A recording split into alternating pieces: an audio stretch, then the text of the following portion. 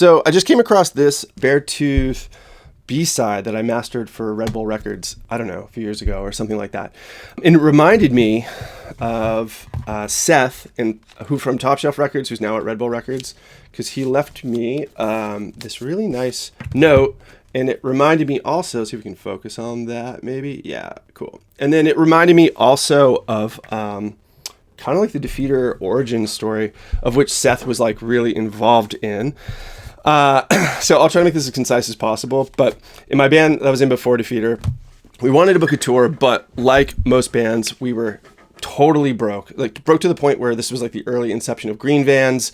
We got our van, I should say Andy and Anthony got our van to run on waste vegetable oil, and we had this big tank in the back, and we were doing everything we could to save money. And so we got this idea, like, what if we booked a tour that followed Warped Tour that year? So the idea was, not that we had Warped Tour tickets, wristbands, credentials, whatever. We were like, all right, if we go to Warped Tour early in the morning, before they put the gates up, we can get in there, and then we can kind of hustle CDs, and we can take that money to pay for our gas, and then we'll go in the afternoons, we'll leave a little early, we'll go play a show at night, and then we'll go to the next Warped Tour date, and so on for about a month. So there's a couple immediate problems with this plan.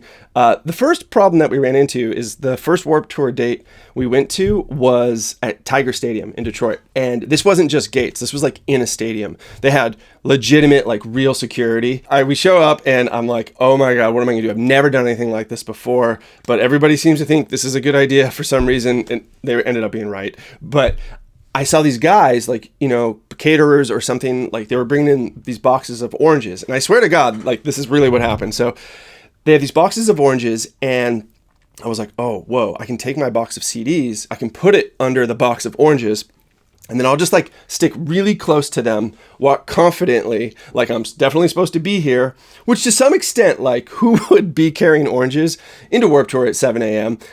Like that wasn't supposed to be doing that.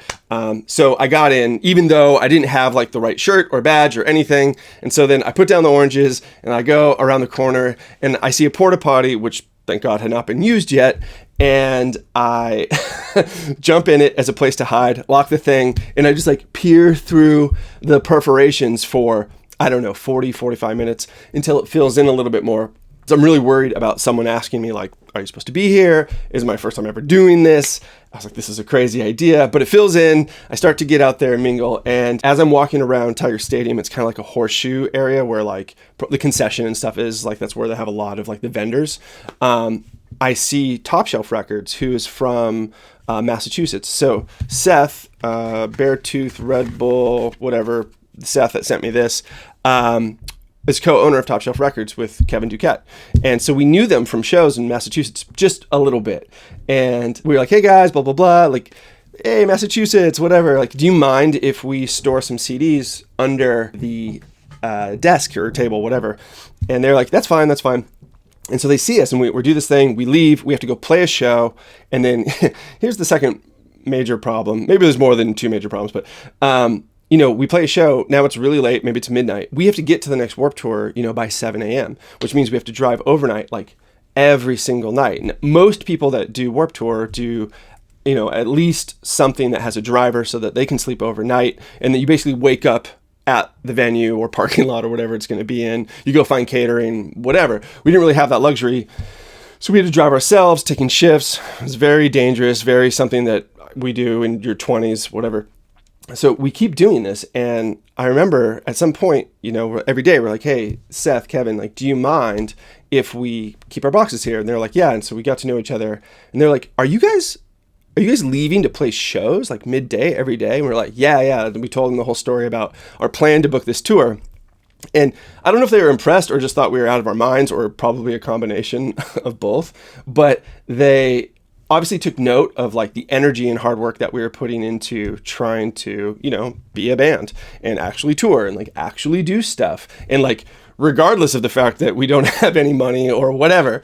So after all of that ended, like that crazy stuff ended, you know, when I was starting Defeater, starting a new band, you know, I called Seth and we talked, and Topshelf was down to put it out. And that sort of started like this series, this chain of like really good events where after that, like we put that out, Seth I didn't even know this, just so happened to, at the time, I think be the accountant for Bridge 9 Records. He eventually moved up to label manager. But as the band started doing better and better, Seth licensed, I think, the vinyl for Defeater Travels to Bridge 9. And then from there, we signed to Bridge 9. And that sort of like sparked like this whole like incredible journey, right?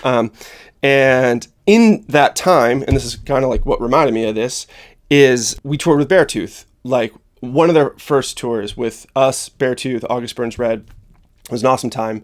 And I remember the first time I saw them, I was like, this band's going to be massive. And clearly I was not wrong about that. So yeah, that's all. And then of course, like down the line, I get to master some stuff for Beartooth, which is awesome. So I wanted to pull this out and show you guys because it's a cool little piece of vinyl, but it's also got, and I'll see if I can orient this the right way. But yeah, it's got this cool etching here. And we just found this digging it up. I kind of went down memory lane with it a little bit. Yeah, that's my story. And that's the crazy origin story of Defeater. So, hey, who knows? Maybe if you want your band to blow up, just do something exceptionally crazy and see where the chips fall. And good luck.